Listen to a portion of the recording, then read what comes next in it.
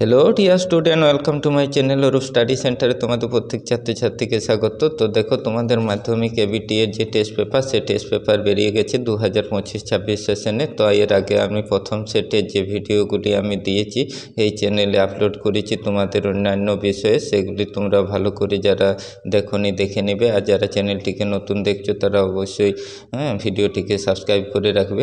তো দেখো, আজ আমি তোমাদের ইতিহাস বিষয়ের একটি গুরুত্বপূর্ণ পেজ 181 নাম্বার যে পেজটি, এই পেজটির কোশ্চেনগুলি গুরুত্বপূর্ণ মনে করেছি, তাই তোমাদের এই পেজ থেকে আমি এমসিকিউ উত্তরগুলি সমস্ত নির্ভুল করে দিয়েছি। এগুলি তোমরা ভালো করে তৈরি করে নাও। অন্যান্য বিষয়ের যে সকল ভিডিওগুলো আমি এই চ্যানেলে আপলোড করছি সেগুলো তোমরা পেয়ে যাবে সাজেশনমূলক। অবশ্যই চ্যানেলটিকে সাবস্ক্রাইব করে রাখবে। তো দেখো, তোমাদের প্রথম যে 1 গুণিত 20 আছে, সে 1 গুণিত 20 আমি তোমাদের সঠিক উত্তরগুলি টিক চিহ্ন দিয়ে দেখিয়ে দিচ্ছি, সেগুলি তোমরা দেখে নাও দাগ নম্বর দিয়ে। ভিডিওটি বড় করছি না আমি। তো দেখো, প্রথমের যে কোশ্চেনটি আছে, সংস্কৃতির শহর বলা হয় কাকে? কলকাতাকে। দ্বিতীয় দেখো, নারী দিবস হিসাবে কোন দিনটি পালিত হয়? 8ই মার্চ। তারপর দেখো, ভারতের পাশ্চাত্য বিস্তারে বেমানান নামটি হলো কি? কালীপ্রসন্ন সিংহ। তারপর দেখো, সাধারণ জনশিক্ষা কমিটি গঠিত হয় কত খ্রিস্টাব্দে? তো তোমরা দেখিয়ে দিচ্ছি, দেখো এই পরের পেজে যেটি আছে উত্তরটি।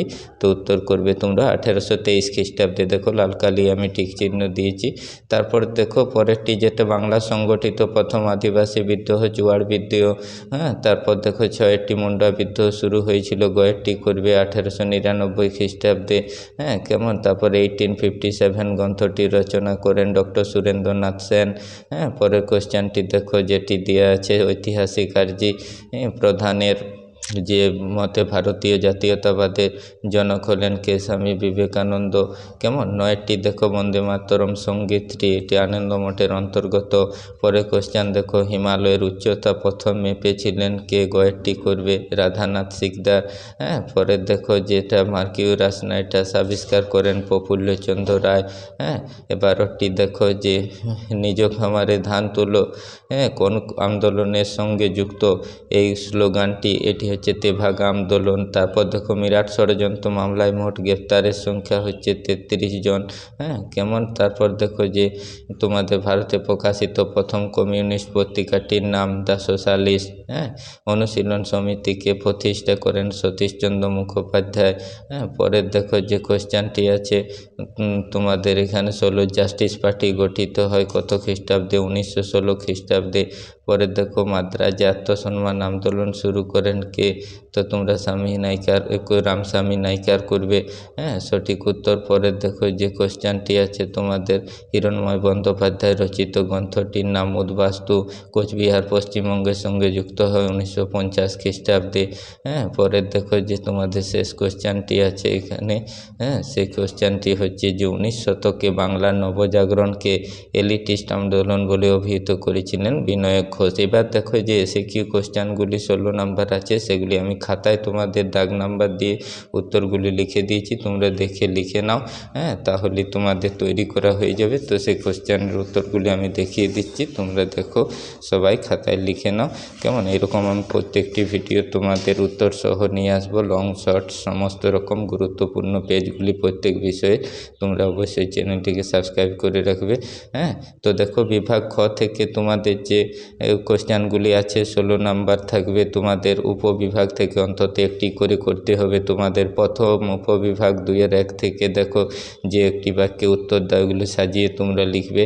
2-এর 1-এর দেখো, উত্তর হবে ঝাড়খণ্ড। তারপরে 2-এরটি হবে 1780 খ্রিস্টাব্দে।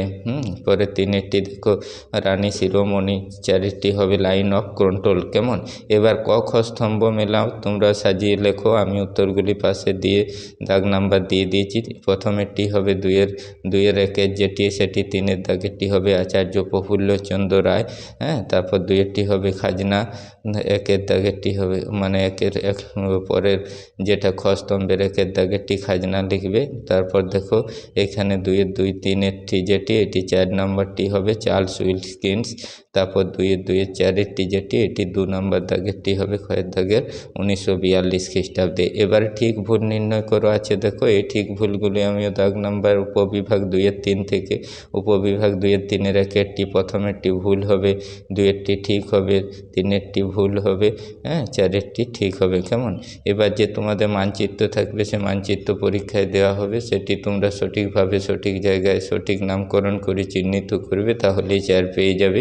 হ্যাঁ, সে ভিডিও আমি নিয়ে আসবো। তারপর দেখো যে ব্যাখ্যাগুলি আছে বিবৃতি করো, সেগুলি দেখো 2 উপবিভাগ 2-এর 5 থেকে। সেই উপবিভাগ 2-এর 5-এর 1-এরটি হবে সঠিক উত্তর ব্যাখ্যা 1, 2-এরটি হবে ব্যাখ্যা 3 সঠিক উত্তর, তারপর 3-এরটি হবে ব্যাখ্যা 2 আর 4-এরটি হবে ব্যাখ্যা 1 সঠিক উত্তর। তো এবার আমি পরের যে গুরুত্বপূর্ণ পেজগুলি এগুলি আমি লং ভিডিওগুলি তোমাদের কোশ্চেনের উত্তর সহ নিয়ে আসবো। অবশ্যই চ্যানেলটিকে সাবস্ক্রাইব করো, ভিডিওটি ভালো লাগলে একটি লাইক দিয়ে বন্ধুদের মধ্যে শেয়ার করে দাও।